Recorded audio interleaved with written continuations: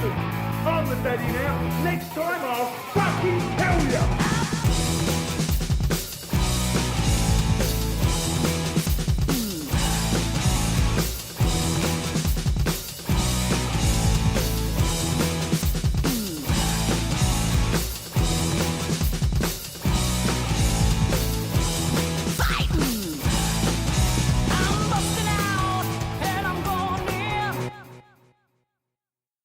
Hello everybody and welcome to episode 2 of Combat Docket Radio Live.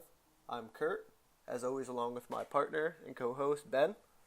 Luckily this week we have a ton of stuff to talk about in the combat sports world thanks to Conor McGregor and Floyd Mayweather. A couple of Jon Jones news bits to talk about. Big UFC card coming up this weekend. So what's going on, Ben? Not much, man. Just recovering from the hoopla that was Mayweather McGregor. Like you said, we're going to talk about Jon Jones giving us some news. I'm still emotionally recovering from that blow. But I'm pretty good. You know, I got to see the fight. I was a little worried that I was going to miss Mayweather McGregor being stuck in the weirdest bar in America in Cape Cod. But I was able to escape, get home, purchase the fight, and watch it. So I'm pretty good. I saw a couple of your tweets about the Cape Cod bar. What happened there?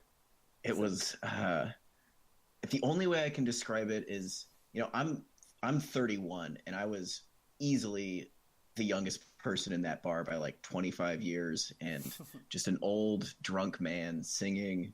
And I, you know, was not intoxicated at all. So it was difficult for me to experience the full effect, but you know, some good people watching, and all's well that ends well. I got to get home and watch the fight, so it was good. Were they actually showing the fight there, or were you just kind of going there on like a whim, hoping they were, and hoping it was a better scene than what it was? I was there for dinner. I mean, I kind of hoped that they'd be showing the fight, and this was my first time in Cape Cod, and I learned that it doesn't really strike me as a fight-watching community. No, I wouldn't think so. Yeah. So, you know, no, it was fun. Like I said, all's well that ends well. I was happy. They were definitely not going to be showing that fight at that particular bar, but you know, it was a good time. So you went home, you got to watch the fight. What did you think? Let's break down this fight. So many thoughts. I think first off, I want to say true at the same time. It can both be true that Floyd Mayweather basically controlled all of that fight and things more or less went to exactly how Floyd Mayweather's expected it to go. What can also be true at the same exact time is that Conor McGregor impressed me, and I think he impressed most people that were kind of tuned in to what was happening. So, yeah, I mean, I was pleased. It was not a boring fight. It was an exciting fight. Conor McGregor had those moments of success that kind of I was looking for, that we all thrive for. And he did a lot better than I expected. And at the same time, like I said, Floyd Mayweather controlled most of the fight. Going into it, I think last week I predicted Floyd to stop Conor in like the 8th round. Yeah, you did. But then right before the fight, I saw Conor in the shorts and the shoes, and I was like, this is bad. This is going to be over in like 2 minutes. Obviously that was wrong. Hats off to McGregor's coaching staff. They were there to win. And I was also, one thing that I was super unsure about was McGregor sticking with essentially his MMA team for a boxing fight. Right. But he seemed really well prepared. If you know, I wish we could have heard a little bit more of Owen Roddy's cornering. But I heard him at least once say, patience. You know, it's not an MMA fight. You have to pace yourself in boxing a lot more so than you do in MMA. Kind of the game plan that they had put together for Conor McGregor, giving him the best chance to actually win the fight, focusing on, you know, patience, knowing Floyd is probably going to be awfully defensive, especially in the first rounds, and having Conor kind of hold back so he doesn't. I mean, eventually he did gas himself out, but yes. We can talk more about that. On top of that, I was super impressed that Conor McGregor had a very active lead hand, jab and he would hook off of his jab, which is not something we really see in his MMA fights. And I don't know if that's by design, if he doesn't like to jab or use his lead hand as much in MMA fights, or if it's just something he's developed in boxing in preparation for the fight. So I like to see that from McGregor.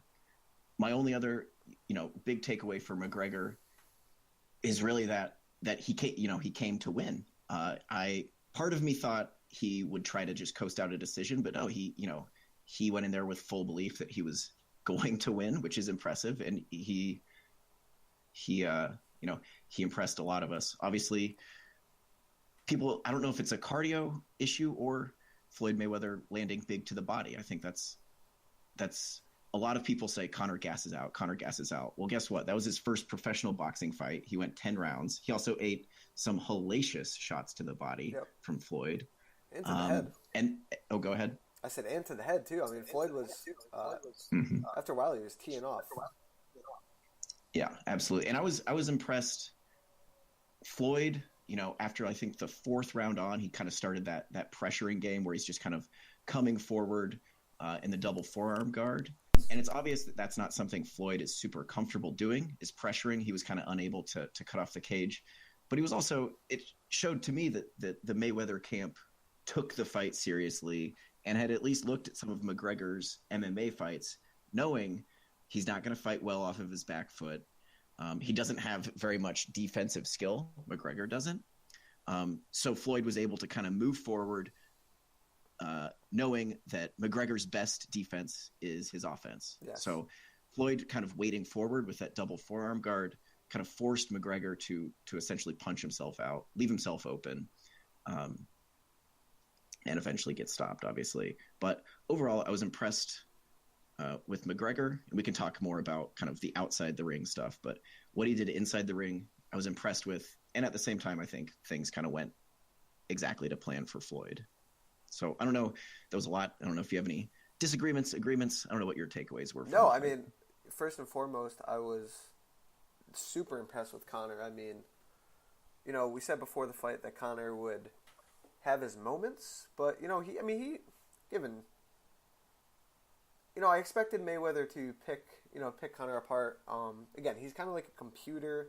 He sits back, he kind of reads you, figures you out. It usually takes a couple rounds, but I was surprised at how slow Floyd started. I mean, he threw literally 6 punches in the first round, I think 10 in the second, and 12 in the third. Obviously giving McGregor those rounds because Conor was coming forward. Conor landed that big uppercut in the first or second round, off a nice counter. And, he's just a busier fighter. He still had he still had his power then. But you can tell the difference, technically looking at the way like an MMA fighter throws his punches to the comparison of a boxer throwing the punches. Like if you watch the stance, the footwork, the way that the bodies move from when Conor was throwing to Floyd was throwing, that was one of my favorite technical aspects of the fight. Just to be able to compare them. I think Floyd, once he figured Conor out, and I think by that fourth round, I think Conor's arms were starting to get a bit heavy. I think, he's definitely started to slow down. I think Floyd sensed that, but again, props to Floyd for fighting that kind of fight. You can say props to Conor for making Floyd fight that kind of fight, but I mean, when's the last time you've seen Floyd Mayweather moving forward like that? Throwing punches, trying to actively finish a fight. It was great, and props to both those guys on that night. I thought it was really, it was worth the build up. It was worth the talk. It was worth it. The fight was awesome. I loved it. Absolutely, and for as much bullshit analysis that was thrown around, and it kind of became an ongoing joke talking about angles because people say, "Oh, Conor has these angles," and then people that often say that have no idea what they're talking about. But like, I hate to say this, Conor actually legitimately did attack at some unique angles. He did, absolutely. He had kind of that, not only the counter uppercut, but he has like a lead kind of corkscrew uppercut that he lands a couple times. He threw a super extreme inside angle left hand that landed. It was interesting to see how Conor kind of approached the fight differently. And you can tell he was holding back a lot of his kind of MMA instincts. Whereas in MMA, if you land one clean shot, usually you're going to like pounce. Like there's such an instinct to finish the fight in MMA. And so much of that is because if you don't take advantage of that opportunity, the fight can then shift so quickly after that. So it was interesting to see kind of the change in mindset. Obvious to me that Conor had to hold back some of his finishing instincts, but also like, attacking at weird angles and attacking often and early, knowing that, it might be to his detriment. But I think that's kind of the MMA mindset. Things happen a lot quicker in MMA, or there's just a lot more emphasis on getting the finish in MMA. Right.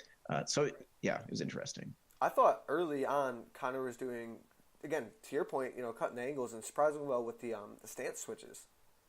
I thought he was attacking well off of the stance switches, which you traditionally don't see too much from boxers.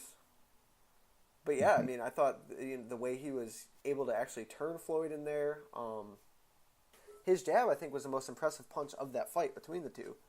I mean, he was landing consistently throughout that fight, not just early when he was fresh, but that jab was landing. He was touching Floyd with it. Again, it wasn't too stiff of a jab, but he was consistently touching Floyd. I thought he had great success throughout the fight with that. Yeah, absolutely. And that's one aspect. Obviously, we had never seen Conor McGregor box before, but at least in MMA, he, didn't show any proclivity to throwing a jab or even having a particularly active lead hand. And again, I don't know if that's because he never felt the need to in MMA or if it's something that he's just developed in boxing. I was impressed. I think surprised is maybe the best word.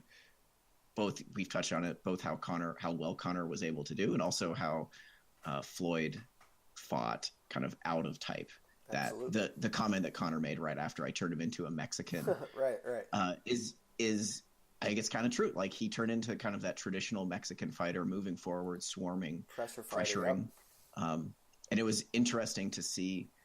I'm happy to see kind of extreme pundits on both sides. Max Kellerman saying Conor McGregor's never going to land a punch. I'm happy to see that was wrong, and I'm also happy to see the people on the other side saying, "Oh, McGregor's going to knock him out in 2 rounds." Right. I'm happy to see that they were wrong. I'm happy to see that it was both exciting and surprising, and kind of reason won the day.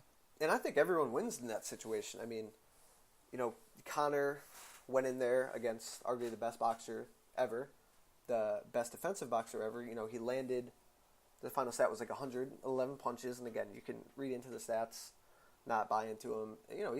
He put leather on Floyd consistently throughout the fight, made a ton of money, and he gets to go back to the UFC. And again, we'll talk a little bit more about what he does later. And then from Floyd's point of view, he got his 50th win. He went out there, he entertained the fans. He put on a hell of a fight. He got the TKO. He made a crap ton of money. I think it was great for boxing. I heard their buys were off the chain. I think it's great for the UFC. I mean, the UFC's champion went in there and hung around for 10 rounds, won rounds against, again, arguably the best boxer ever. I think everyone wins there. I think the fans won too at the end of the day. I mean, it was great. It was a good fight. Yeah, agreed all around. One of the rare times when a promotionally huge fight actually delivers. I feel like that so rarely happens. And I don't want to sound too much like a Conor fanboy here, but he is typically part of the biggest promotional fights, and his fights tend to deliver. The Diaz fights, even though he lost to the first Diaz fight, that delivered. That was a great fight. Yes. The second Diaz fight, his fights tend to deliver. And I don't know if you want to talk now about, if you have anything else to say about what happened in the ring, but I'm sure we have lots to talk about, what's going to happen next outside the ring. Not really. Again, I was impressed. Both their performances, I was impressed with the fight. Yeah. Everything. The fight delivered with all that build-up, all the circus, everything. The fan bases, the predictions, opinions, the fight delivered in the end. And I'm happy about that. So What's next for Conor McGregor? What do you think? I think he goes back to that Diaz trilogy. As good as he did, as good as he looked, he's got he's got a belt to defend. There's still a ton of money to be made in the UFC.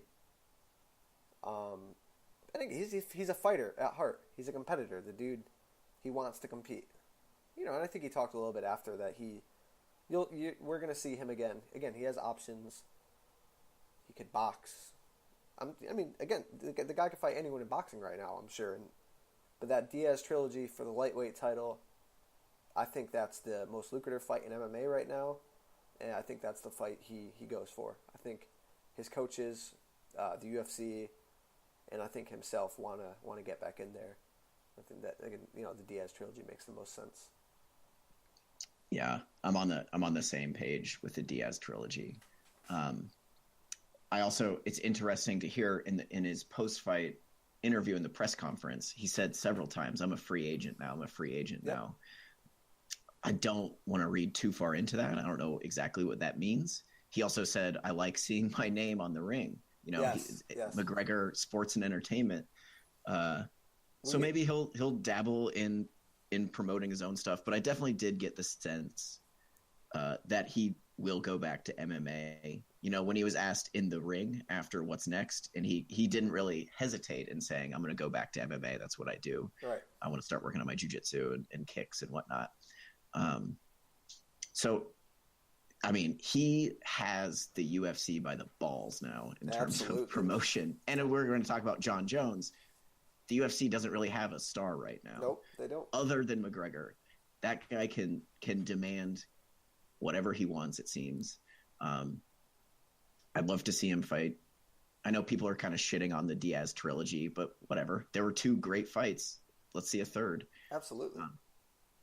Do you think he would fight anybody? What other MMA fights are available to him? Like GSP maybe at 170 or something? I don't know if you have any ideas of who else he could fight. The GSP thing, I don't know if you heard GSP on the MMA Hour a couple weeks ago, but he talked a little bit about his contract and his obligations that he needs to fulfill for this contract he just signed. If he wins against Bisping, he has to defend the title.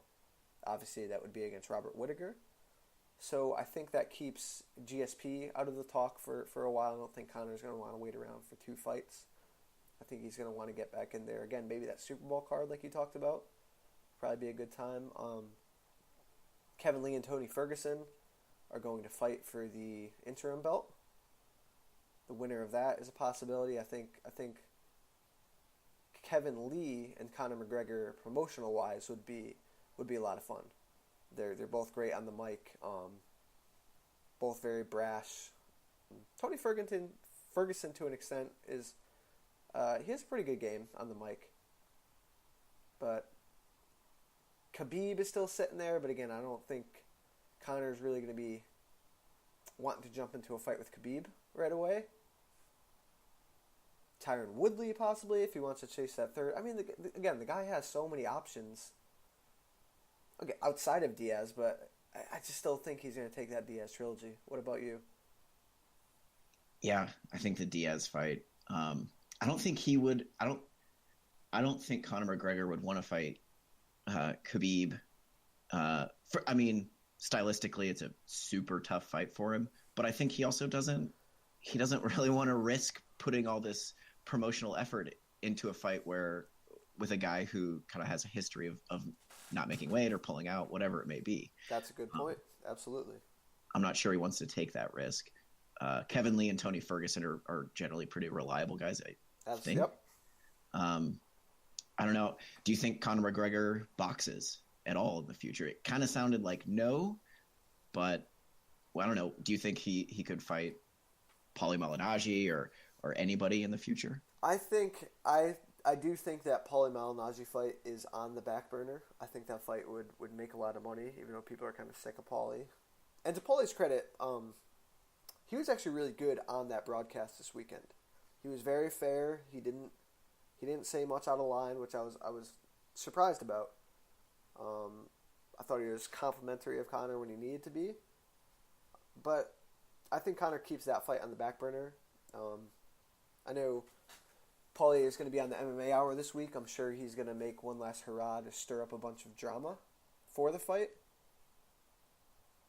And I'm sure seeing that fight, there's a ton of boxers not named Paulie Malignaggi that would love that payday, love to get in there with McGregor and reap those rewards. So I think it's a possibility that he fights again in boxing. Yeah, I mean, I'd be interested. I mean, I'd watch anything basically. I'm gonna watch whatever, yeah. But I'd be interested to see him box maybe in the twilight of his career, or who knows? I could see McGregor retiring next year and just being done with it. But I don't know. How did you have the fight scored going into the 10th round? So again, Floyd took off rounds 1 to 3. I mean, was he feeling Conor out, or I don't know. Did you see the judges' scorecards? By the way, they gave two judges gave Floyd 2 of the first 3 rounds, which I thought was terrible. I did, yeah. I think one judge had it 8-1 going into the 10th. Yes. 2 judges did. 2 judges had it 89-81.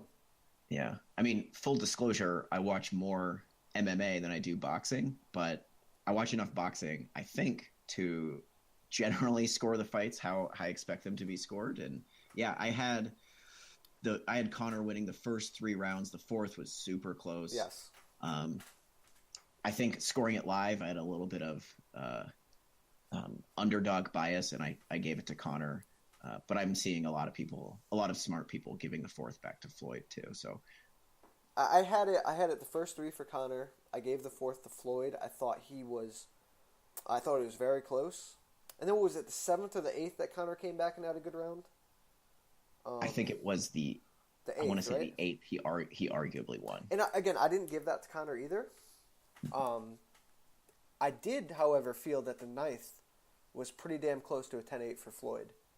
I probably would have scored that at 10-8. I thought Floyd had him in trouble the whole round. He hurt him a couple times. He had Conor really off his back foot. Conor put up very, very minimal offense. And then again, the 10th, he finished him. Yeah. So I think what did you think? I think we're pretty agreeable on that scorecard. Yeah.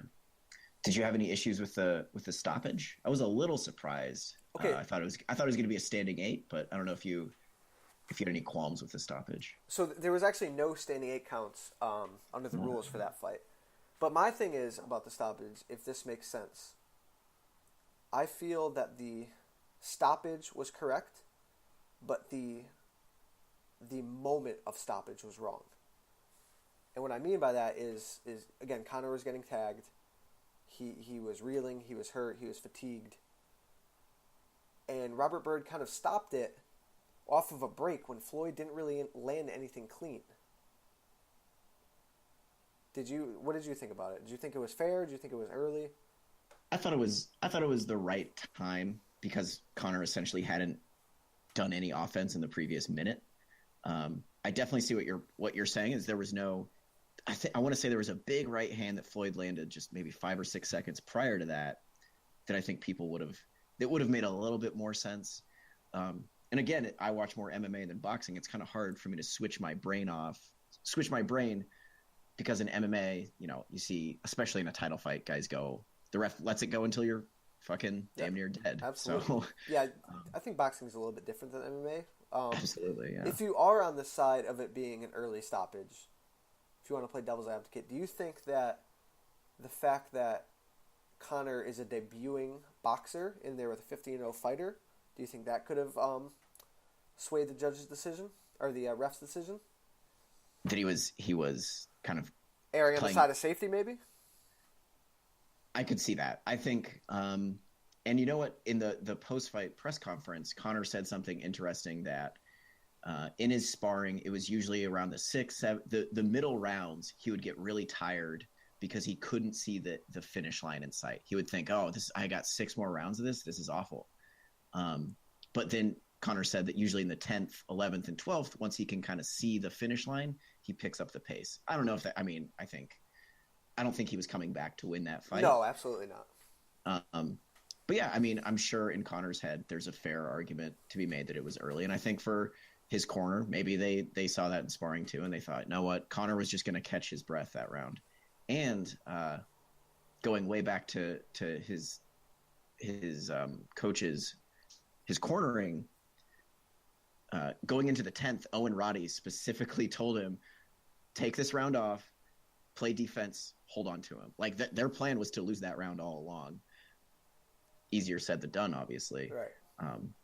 I don't think he was coming back, but there's certainly an argument to be made that Conor McGregor knew what he was doing and he was just trying to wait it out. He was stumbling. He had no offense that round. The finish was near for sure. That's my point, because I think the finish was definitely imminent. It was on its way. Yeah, agreed. What did you think overall about Robert Byrd, the referee's performance in that fight? Do you think he was fair? I see he's getting a lot of criticism. So I think he was. Well, I did not like the final instructions where he was talking to them like they were school children. That was weird. Odd. That was very odd. And it seemed like it was directed all at Conor McGregor. Yes. I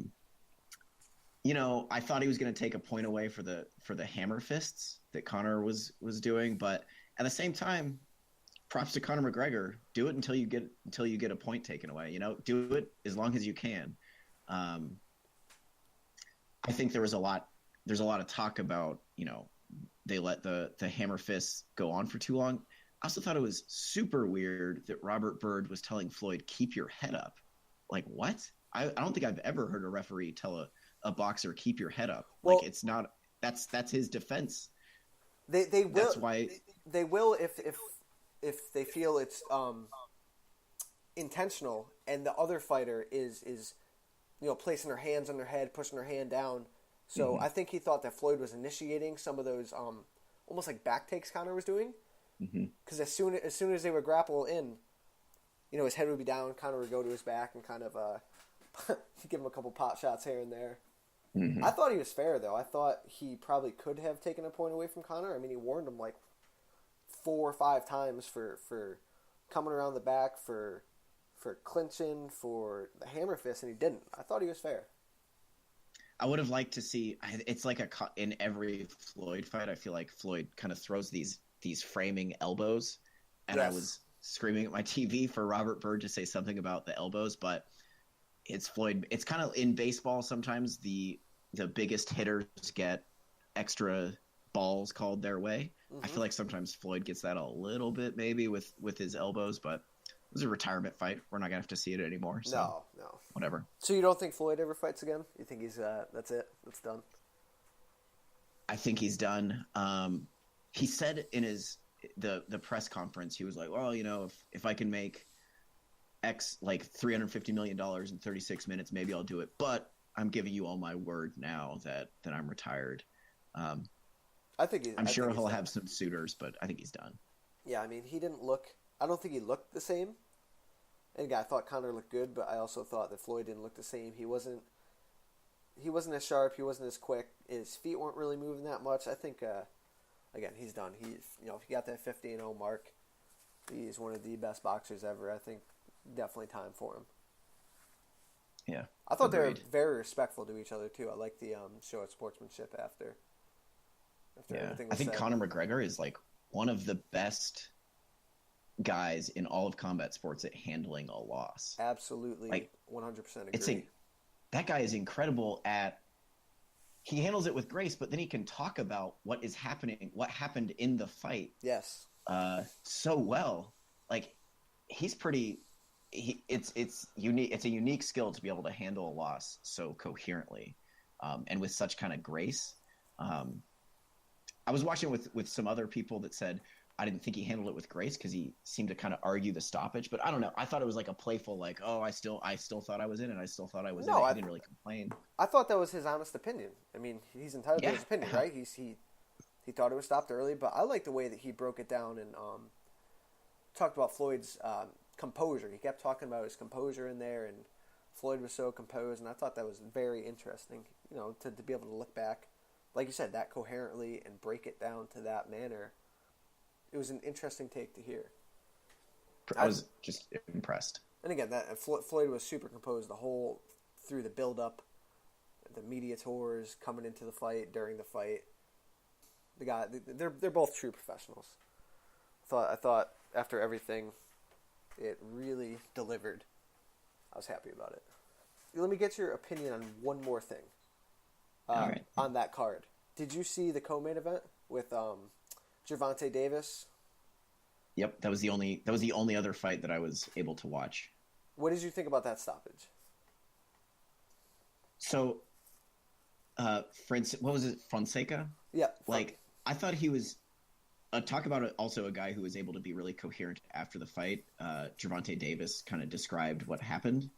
Gervonta Davis, I think, was right that he said, I heard him with a body shot before I clipped him in the back of the head. And when you go back and watch the replay, Gervonta Davis does land a super clean uppercut to the gut that keels Fonseca over. Fonseca backs up. Gervonta Davis lands, was an overhand left, I believe, that clips Fonseca on the back of the head. I thought Fonseca was just trying to sell a foul there.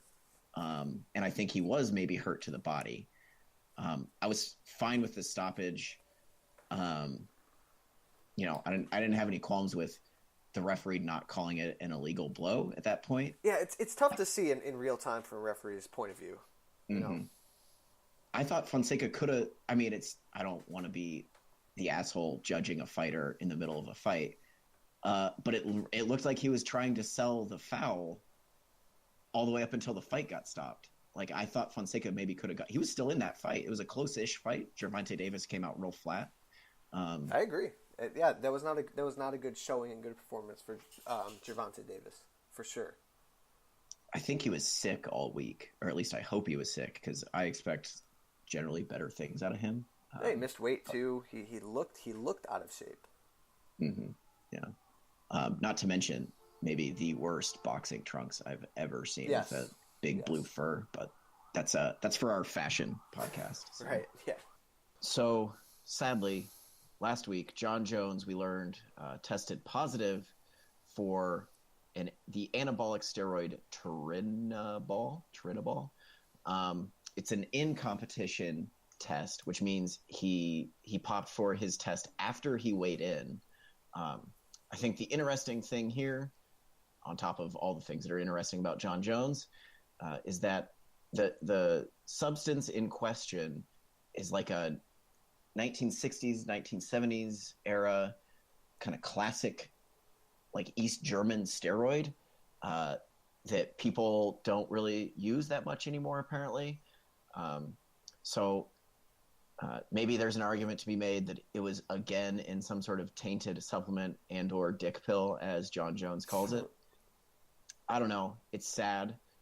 I don't think Jon Jones has been officially stripped of his title yet. Not yet, no. I don't believe they've tested the B samples.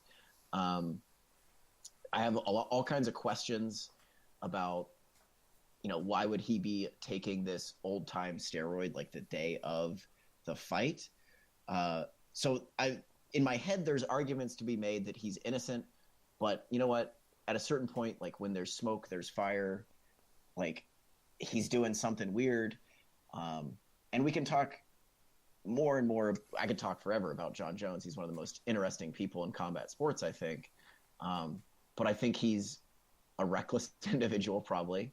I think he doesn't always think about consequences. I think that shows up a lot in his super exciting fighting style. But yeah, it's sad.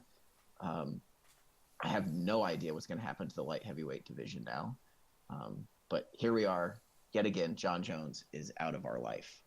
What do you think? That's the thing. He just, as great and as good as he is, he just seemed to can't get out of his own way. There's always something with the guy. And again, you think maybe finally he's past the hump. He's grown up. He's ready to be the champ that he should be. And boom, you get hit with this. I mean, my girlfriend told me. I thought she was joking. I was like, "No, you're kidding. You're pulling my leg, right?" And no, it's a weird thing too, because I mean, if you look at all the details that came out, right? Like you said, it was his post weigh-in test that he knew about. He passed 3 or 4 random tests leading up to this fight, and then is he that like stupid that he's going to take something the day before a fight when he's taking a test that he knows? I can't see it. It's mind-boggling to me. And then again, I mean, what are the chances that he took now his second in a row is he didn't know about it? You know, or is he trying to mask something? Another tainted substance? It's crazy. I'm still in shock about it. Yeah, shock is the best way to describe my reaction. Like, and I was on Twitter and I saw it reported, like, you know, the tweet was sent 30 seconds ago or whatever. And I texted somebody and his response was like, "Shut the fuck up." Yeah. I was like, yeah, no, John's popped. Like, like you said, the test itself, the circumstances surrounding the actual violation make so little sense. Yeah, they're bizarre. Super bizarre. And I'm excited. Again, I think I plugged him last week, but go to Bloody Elbow and read Ian Kidd's articles about like getting into the details of what exactly the substance is. Because a lot of people their immediate reaction is, oh, he was on the juice. But it's like, was he starting like an old school bodybuilder's cycle the day of the fight? Right? Like, because there's no steroid that you can take and get immediate results. Right. You know what I'm saying? And he passed all those out of competition randoms. So it's not like he's been cycling. It makes literally no sense. That's kind of the career of Jon Jones. I mean, it makes no sense that someone could, you know, he's this good. And he just cannot get out of his own way. There's always something with this guy. It's sad. I mean, what happens? I mean, he's facing a 4-year suspension. Mm-hmm. He's 30 years old now, and he's had so many screw ups and missteps. Is this career threatening? If this comes back, is his career done, or can he rebound from this? Because it's just one thing after another. I mean, so let's say he gets 4 years, which is, from what I understand, kind of normal, and what I think most people in the know are expecting here. Because it's his second offense. Right. The minimum would be 2 years. So if he gets 4 years here,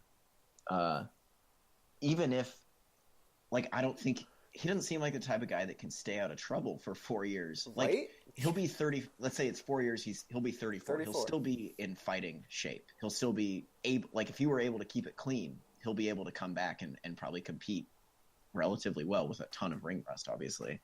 But, like, is this guy going to be able to stay out of trouble for 4 years? Is he going to be able to continue training for 4 years? Exactly. I definitely don't think so. You know, I think that might be the last we see of him. And I hope we don't see him in like 10 years fighting in some sad display or just kind of remembering the greatness that was. But you know, we'll see. Maybe B samples will get tested and his name will get cleared. But like I said, when there's smoke, there's fire. I think there's some fishy business going on, and I think he fucked up. Yeah, I think so too. And again, I'm a big Jon Jones supporter. I have been, and this would probably. I mean, he needs help. At the end of the day, he needs help. He needs someone there that can guide him in the right direction, because it's just time after time after time. It's sad to see, you know, for Jon as a person, to just keep going down this road. And he is my GOAT.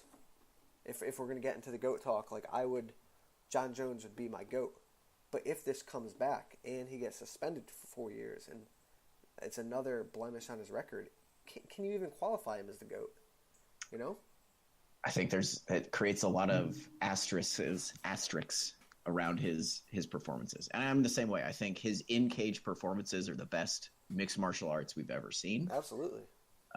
But leading up to the Cormier fight, for example, I, over the course of several weeks, rewatched his entire UFC career. And I went away thinking, this guy is like, he's a different species of human. His level of athleticism and skill is absolutely unreal.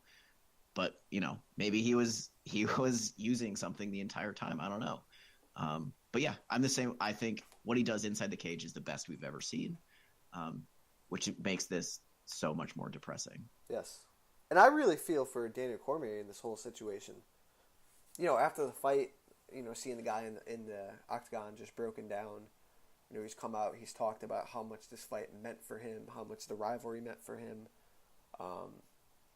To go out there, to give it his all, to get knocked out, talking about the rivalry, again, he's 38 years old. He's only lost to Jon Jones, and now there's this big asterisk next to it. He thinks he was beaten that night by a better man, but now it's like, well, that guy might have been on steroids. So, and what do you do with the belt now? Do you give it back to Daniel? I'm like, here, like you got knocked out, but take your belt back. He's not going to want that belt. I mean, it's tragic for him. It sucks. Yeah. I mean, assuming Jon Jones gets stripped, that division is a mess. But I mean, like, literally looking at the rankings, Volkan Oezdemir, I guess, or Gustafsson, who's already fought Cormier. Yeah, I mean, I assume if Jon Jones gets stripped, they make it technically vacant and put Cormier back in there against maybe Oezdemir, maybe Gustafsson. It's got to be one of those two, Oezdemir or Gustafsson. Again, Oezdemir would be a fresh fight, but the first Daniel Cormier-Alex Gustafsson fight was amazing. Yeah, I mean, and I'm somebody who generally thinks Alexander Gustafsson is a little overrated. Ooh, really? But I'd love to see him fight Daniel Cormier again. But if you look down at the rankings, outside of 1, 2, and 3 are Cormier, Gustafsson, Oezdemir, but then Glover Teixeira, Jimmy Manua, Shogun Hua is 6th in the world in 2017. Hey, he's got like three wins in a row. Yeah, he's doing all maybe. right. Maybe he can put something together. But if I had to bet, I would say at the beginning of 2018, Daniel Cormier is once again the light heavyweight champion of the world, with the asterisk that he could never beat Jon Jones. Yes, I agree. It's saddening. I think the only guy outside of Oezdemir, Gustafsson, and Cormier that you could, I think Jimmy Manua was on a nice roll. He was a fresh face for the division. What if they did Gustafsson, Oezdemir, and had Cormier and Manua fight? Because they had some beef. They had a little bit of steam going for that fight. Yeah. Well, you got to get Manua, because Manua was just knocked out by Oezdemir. So was Cormier. Gustafsson and Oezdemir are both on, nice little win streaks. You know what I'm saying? I'm just throwing ideas out there. It's a mess. It is a mess, absolutely. And I don't know. I don't see anybody that could like jump a weight realistically either. I mean, it's crazy that light heavyweight went from being the money division, with Chuck Liddell and Tito and right. Randy way back in the day. Jon Jones kind of made it relevant again, but now it's looking like one of the worst kind of competitive divisions in the UFC. All because of Jon Jones taking some whack steroid. Yeah, I agree. The guy, he's a perplexing case. Yeah, I'm excited to read the Jon Jones memoir or something in 10 years. Yeah, right. I want to see what drives that guy. Jeez, Jon Jones in 10 years, the way he's going now, you have no idea what in it's 10 gonna years, look Jon like. Jones is going to be like 400 pounds and terrifying still. Yeah, right. Yeah. Took that four-year layoff a little too hard. I expect it. All right, we got anything else to talk about with Mr. Bones? That's it for me. So we do have a UFC card coming up this weekend. It feels like a long time since we've seen UFC action, right? We were so into the whole Conor Floyd thing. Now we're finally getting some UFC action back. Well, it has been a long time, like a month, 3 weeks maybe. It seems like forever since we're used to like a card every week. But that was coming off that 11-week in 11 country extravaganza the UFC put together. So I think the break was well needed. Mm-hmm. I feel like, and I mean, they got to promote Mayweather McGregor. Yes. It all worked out. I'm saying from a fan's perspective, though, it's going to be refreshing to have UFC back on this weekend. It's been Absolutely. a while. When you see it like once, twice a week, it's like it almost gets a little exhausting. But now, I mean, they have the Contender Series, but an actual UFC event, it's been about a month. I'm excited for it. Yeah, I'm excited. It's a Fight Pass card. It's not, the heaviest of it's not big names, but No. For people like us and probably anybody actually listening to this podcast right now, you're going to tune in and you're going to love it. Absolutely. So enjoy it. All right. At the top of the bill, we got Stefan Struve against Alexander Volkov. You just wrote a piece on this fight, which is a very good piece. I suggest you all to check that out at on CombatDocket.com. Benny's piece on this fight. I'm going to let you take the lead on this one. Let's break this down. We got Stefan Struve and Alexander Volkov. I think the big takeaway here is that you got two tall fighters. Stefan Struve, obviously 7 foot tall, or 6'11" and a half or whatever. And Alexander Volkov is at 6'11", or is at 6'11". So he'll be the shorter man, obviously. I think it's interesting the way both of these guys fight and how they kind of use or don't use their height to their advantage. Both guys have decent kind of knees, and like I said, or like Kurt said, something that I wrote about, the height advantage allows them to kind of use strikes that are typically short range, but that become longer range, and they're able to use those strikes up the middle. So a knee or an uppercut is kind of the tall man's friend because it travels less distance to get to the target. Both guys use that particular weapon well, just like a knee strike kind of out in open space, like an intercepting knee, or just, a knee off of a jab, whatever it may be. I think so Struve is the very, very, very slight underdog. He's like plus 105, I believe, this morning. Yes. And I actually favor Struve in this fight because Volkov is going to be unable, largely, I think, to use his tall man weapons. It's kind of like when somebody is better at your A game than you are at your A game, you're fucked. That's kind of how I see it. There's obviously questions about Struve's durability. He's been knocked out a few times. Yes. And Volkov can throw. Volkov is aggressive. But Volkov's best weapon, I think, what he looks for kind of in every fight is the tie clinch, and then he kind of goes to town with his knees and uppercuts from like a single collar tie. I don't think he's going to be able to do that against Struve because Struve is taller than him. Volkov is used to being the taller man, used to being able to apply pressure in the tie clinch, and I don't think that's going to be there for Struve, or against Struve, rather. On top of that, something that I got excited about writing about was Struve's kind of tall man grappling. He grapples like a tall man. He uses his length to create space when he wants to create space, and he uses his length to kind of wrap up limbs when he wants to wrap up limbs.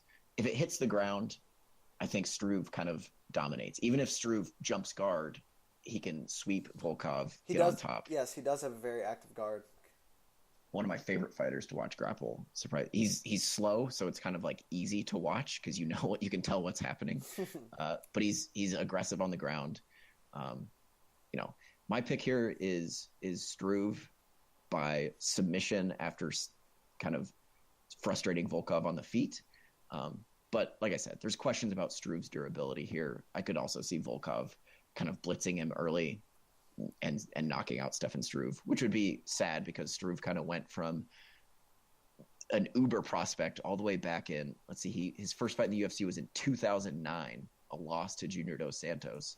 And he's so young still too. It's crazy. I mean, right now he's still only 29. He's got so many fights under his belt. He came into the UFC with so many fights under his belt.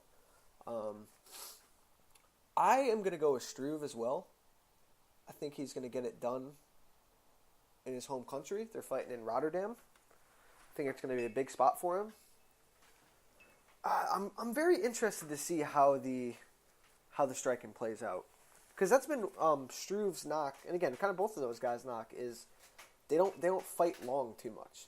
Like Struve's never had a very imposing jab. He does tend to fight on the inside. Yeah, I'm gonna go with Struve. I think by knockout. TKO. I think he's gonna hurt Volkov early. I think they're gonna get into a bit of a slugfest, and I think Struve's gonna come out on top. I'm gonna say late first round TKO for Struve. Yeah, I'm down with that too. I could see, and I also thought Volkov lost in his debut against Tim Johnson. I scored that fight for Tim Johnson, but I'm the same. It'll be heavyweights doing big heavyweight things. Yeah. So it's a good fight though. I'm genuinely excited for the fight. I think it's interesting. I think I'd say the top few guys. There's not too much buzz in the heavyweight division. Heavyweight's a division where if you can put together a couple wins, you're going to be right up there in that title talk. Because outside of, your Stipe, Verdum, Overeem, and now Ngannou, it's the drop off is severe. Yeah, and both guys have won 2 fights in a row. Yep. So they're ranked seventh and eighth. Yeah, you got any other interesting fights on this card you want to talk about? I will talk about Germaine de Randamie pulling out of her co-main event fight with Marion Renault. I thought after all the craziness that happened with her beating Holly and then refusing to fight Cyborg, getting stripped, I thought this was a fight where she could fight in her home country, kind of get back on track. She's back at 135, and then she pulled out. So let me look up do you know what she pulled out for? An injury maybe? I remember reading about it, but I cannot think of a quicker fall from grace. Not that she was hailed, not that people were, buying a bunch of Germaine de Randamie fight kits or anything. No, but she won the world title. They put her in a title fight, and then now look at her. Now she's she was on a Fight Pass card and pulled out. I'm not sure. Did you find what she pulled out for? No, I'm on SureDog right now, and they're not saying anything about it. Lingering hand injury, it looks like. Oh yeah, 'cause she supposedly hurt her hand in that home fight, and she was going to get surgery for it, but she wanted to take this fight first. Wild. Germaine de Randamie, UFC champion. Now, I don't know. A fighter. I'll say that much. Yeah, off the card. All right, so they did reschedule Marion Renault to fight Talita de Oliveira. She'll be making her debut. She's at 5-1. But again, I think, especially fighting in Holland, that co-main event with Germaine de Randamie is going to. They were kind of hoping it would generate some buzz, but Germaine is out. Man, Germaine de Randamie is a such a weird case, man. Marion Renault is okay. I mean, Germaine de Randamie could have got back on the winning track here. I would have expected her to beat Marion Renault. Yes, absolutely. But here she is pulling out with a hand injury. I don't know. I bet the UFC, whoever is scheduling her fights, they're not going to do her any favors moving forward. That's for damn sure. No, most likely after not. The debacle of refusing to fight Cyborg, getting stripped of the title, and now pulling out of yet another fight. And it's when you read that it's a lingering hand injury, it kind of sounds like she could have warned the UFC about this before. I don't really know the details, but she's definitely not doing herself any favors at all. No. Further down, the third fight before the main event is an intriguing one. It's going to pit Desmond Green versus Rustam Khabilov.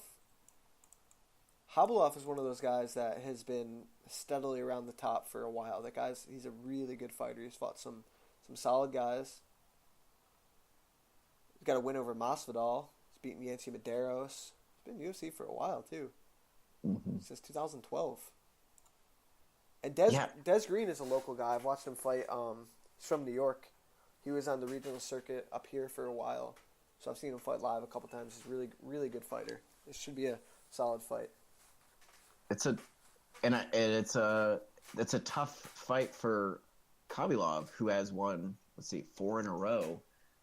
Desmond Green is not super well known. I think it's a dangerous fight. If I believe Desmond Green is he's a wrestler, right? Yes. Like a talented. Yep. Yeah, he's a good wrestler. Yeah. Absolutely. And kind of like what we were talking about with Struve Volkov, Khabilov is well-rounded, but I think of Khabilov's A game as his wrestling. He's kind of that Dagestani outside striking style is kind of wild, but he wants to get his hands on you. And if Des Green can out-wrestle him, he's in for a long night and a loss. He could lose to Desmond Green, who is only 1-0 in the UFC. Well, Desmond Green, he's a rangy southpaw too. He's got good striking. He's very long. It's a rough fight. Maybe that also might indicate that they see some good things for Desmond Green in the future. They're putting him in there. He's only 27, putting him in there with a pretty legit guy. Absolutely, that's a big test for him. So I'm excited about that. Anything else that stands out to you on this card coming up this weekend? Not really. Let me look. Darren Till is a kind of an exciting prospect. I think we don't have to really talk about that fight, but I was going to say Darren Till. He's fun to watch. Look out for Darren Till. I think he's one of the best. He's definitely one of the best British prospects in the world, in all of MMA right now. But otherwise, I'm excited to get back and face the pain, watch some UFC. So let's talk about a couple of off the grid things that happened this weekend. Before we wrap up, did you get a chance to watch Bellator on Friday night? Mm-hmm. It was a solid event.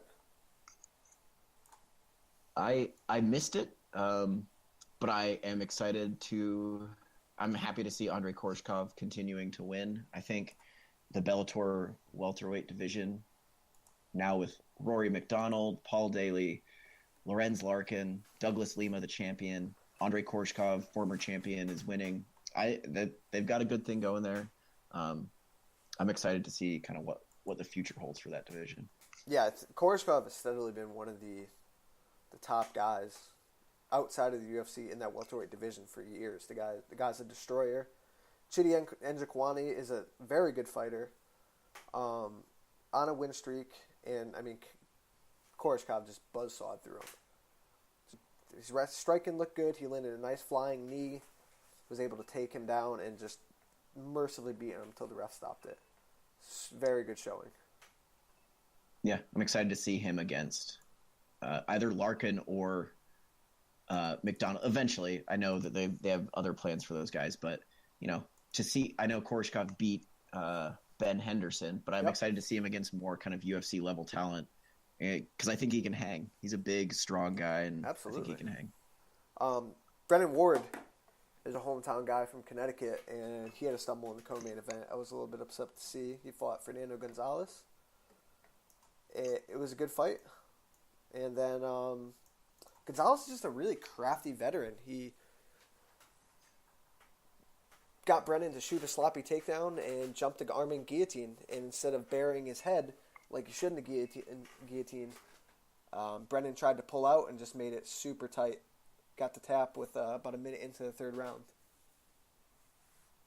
He'll stick around. Brennan Ward is an exciting fighter. He'll have a job in lots of promotions as long as he wants, probably. Absolutely. AJ McKee fought. Not the most impressive performance from him. He fought Blair Tugman, another Connecticut guy. Vet, good wrestling. AJ didn't look that great. He looked a little tentative on his feet. His wrestling looked pretty good. He went back to calling out James Gallagher after the match, but Gallagher has an opponent lined up already. He's fighting in, I believe, the end of September for Bellator, out in Ireland. So I think AJ McKee's got to set his sights somewhere else at this point. Yeah, sounds about par for the course for AJ McKee, or at least A McKee. Yeah, A McKee, right? Oh, Miguel Cotto fought. You said you were able to go back and watch that, right? Yeah, I was able to see most of the fight just this morning. Exciting that I had never seen Kamagai fight before. My God, the dude is like the boxing version of Chan Sung Jung, the Korean Zombie. Moving forward, taking tons of punishment the whole fight. Cotto hadn't fought in like 2 years, and looked pretty sharp, honestly. Kind of did what Conor McGregor would have wanted to do when Floyd Mayweather was crowding him. Cotto looked pretty good, picking off Kamagai from the outside, and then when Kamagai would get on the inside, Cotto had strong hooks to the body, strong hooks to the head when they were kind of chest to chest. It was a good fight, super exciting. If you can watch it, I strongly recommend it. It's great boxing. And I believe they said on the broadcast that was Cotto's 25th world title fight. And I think he wants one more, maybe in December. His trainer was talking about the winner of Triple G and Canelo, which would be exciting. But I think Cotto's, winding down his Hall of Fame career. And it was an exciting fight. If you can watch it, watch it. It's great. And I want to see Kamagai fight again because homeboy is tough. Yeah, I was able to watch bits and pieces of it.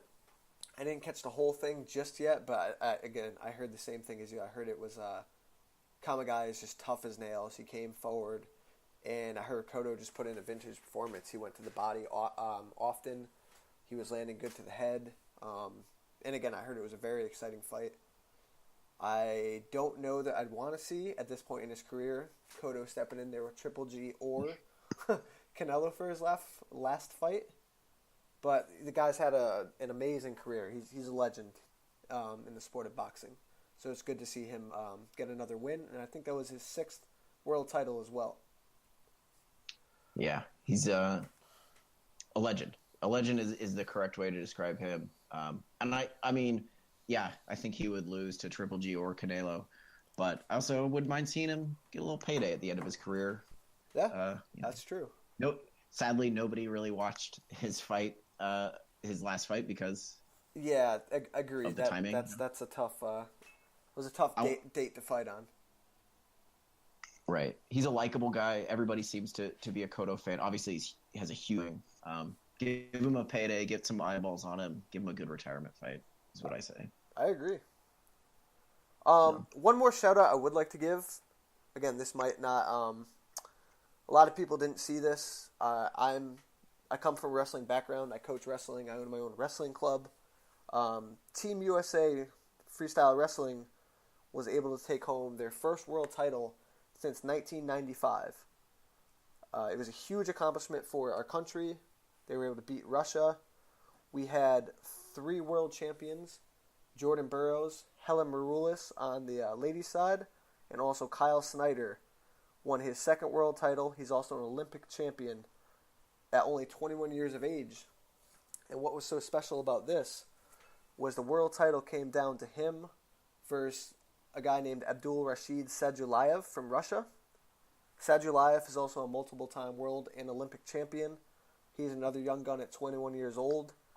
He bumped up a weight class to wrestle Kyle Snyder, and the bracket gods did us a favor and kept them on opposite sides of the bracket, and they were able to wrestle in the finals for a world title with the team world title on the line. And Kyle was able to take that decision 6-5 and win it for the U.S. So that was a very inspiring performance to watch, and I suggest anyone, whether you like amateur wrestling or not, just to watch the video for your country, for the USA, to see him do that.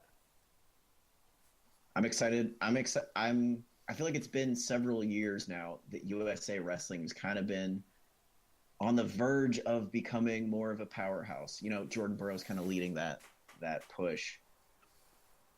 I always think of us as a wrestling powerhouse, but then when you kind of watch international competition, you're like, I guess we're not always that great. But man, good stuff. Yeah, absolutely. It's good to see for our country. You got anything else for us this week, man? I think that's it. Ready for MMA to get back in full swing. What do you think about one more thing too, especially speaking about Fight Pass cards? Well, then again, they're in Rotterdam, so that's most likely going to be Dan Hardy, right? Hardy and John Gooden usually do the European cards, I believe. I would imagine so, yeah. But Brian Stan left the UFC. Sad to see him go. I think he was it's easy to critique any person that talks for a living. I'm sure people listen to us and critique us, even though we don't do it for a living. Sooner or later. But I think he was the the most prepared commentator I think the UFC has really ever had. Because I loved, so rarely with other commentators can you watch a debuting fighter and actually learn something about them from the commentary. But it was so obvious that Brian Stan had actually like watched all these guys' regional fights and things. So I appreciated that. You know, I like Dominic Cruz's commentary. I'm excited to hear more of him, but sad to see Brian Stan go. Yeah, I wish they would have taken a little bit more care of him financially, so that wasn't something he was doing. But he's leaving. Yeah, I think it gives some opportunity to guys like Dominic Cruz, like you said, who is excellent. Maybe Daniel Cormier, but again, Brian Stan was the man. He was prepared. He was knowledgeable. He was fair. I'm sad to see him go, but again, best of luck to him in his future endeavors. Yeah, absolutely. All right, guys, I think that's it for the week. Again, as always, follow us on Twitter at KCPKO, at Benjamin Abrigo, at CombatDocket, and we'll see you all next week for another live episode of Combat Sports Goodness.